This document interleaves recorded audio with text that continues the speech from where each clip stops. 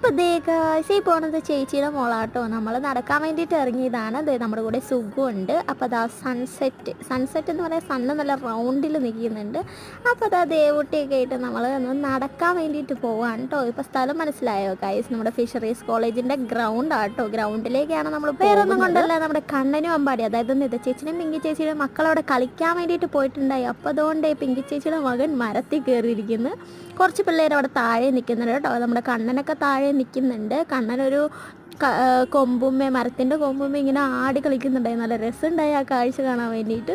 അപ്പോൾ ഏകദേശം വൈകുന്നേരം ആയതുകൊണ്ട് തന്നെ നല്ലൊരു മൂടലൊക്കെ വന്നിട്ടുണ്ട്. അപ്പോൾ അത് അവർ മരത്തിൽ കയറിയിരിക്കണം കണ്ടപ്പോൾ തന്നെ ദേവൂട്ടിക്കും കയറാൻ തോന്നി. അങ്ങനെ ദേവൂട്ടിയും കയറി പോകുന്നുണ്ട്. അങ്ങനെ ഞങ്ങൾ നിൽക്കുമ്പോഴത്തേക്കും അവിടെ നല്ല മഴക്കാർ വന്ന് കായ്സ്. അപ്പോഴത്തേക്ക് ഈ രണ്ട് പിള്ളേർ, അതായത് പിങ്കി ചേച്ചിയുടെ മക്കളെ വിളിച്ചിട്ട് അവർ വരുന്നില്ല. അവർ മഴയത്ത് കുളിക്കാൻ വേണ്ടിയിട്ട് നിൽക്കുക എന്ന് പറഞ്ഞിട്ട് അവർ വാശി പിടിച്ച് അങ്ങനെ നിൽക്കുക. അപ്പോൾ ഞങ്ങൾ വേഗം ഓടിപ്പോരാന്ന് വിചാരിച്ചു. ഞങ്ങളുടെ കയ്യിൽ കുടയൊന്നും ഉണ്ടായിരുന്നില്ല കായ്സ്.